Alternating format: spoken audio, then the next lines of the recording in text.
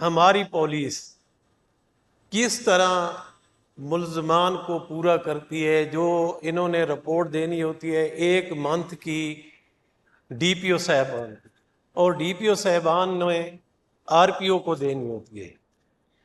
یہ کیا کرتے ہیں، کچھ تھانے ہوتے ہیں شہروں میں یا کریمنل علاقے میں جہاں پہ تو کرائم زیادہ ہوتا ہے اور ایف آئی آرز بھی زیادہ کاٹی جاتی ہیں۔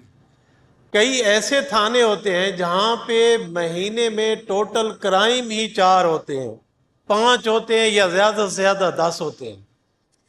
اگر وہ ایس ایچ او اس کرائم کو لے کے جاتے ڈی پی او صاحب کے پاس، تو ڈی پی او صاحب بجائے اس کو شاباش دینے کے اس کو شکاز نوٹس تھما دیتے ہیں کہ آپ کے تھانے میں کیوں 100 سے کم ایف آئی آرز ہوئی ہے۔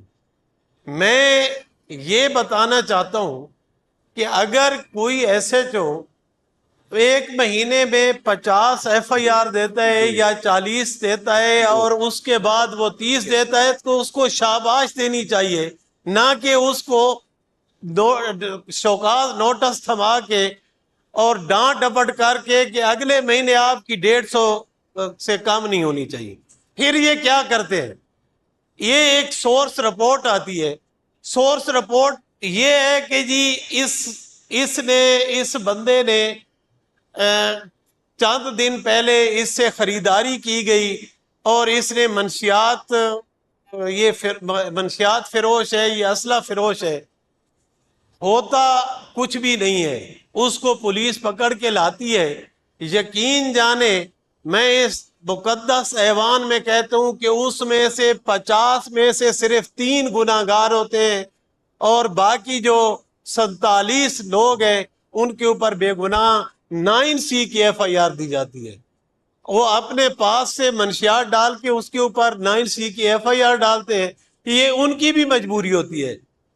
دوسرا جناب چیئرمین، ہمارے ہاں P H P Punjab highway police تعینات ہوئی جناب ہمارے پرویز الہی کے دور میں۔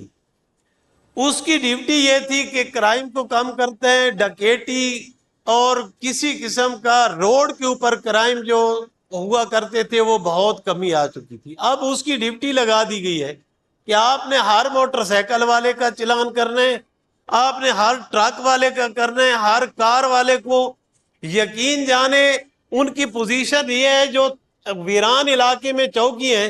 ایک دن میں ایک چوکی کے پاس اپنی یو سی میں کچا گجرات ہے، یو سی اس میں بیٹھا ہوا تھا، تو وہ جو چوکی کا انچارج ہے وہ میرے سامنے آئے، اس گھر والے کو کہتے یار 3 موٹر سائیکل دے دے، اس کا خرچہ میں دوں گا سپرداری کا، کل میرا نہیں تو شکاز نوٹس نکلے گا۔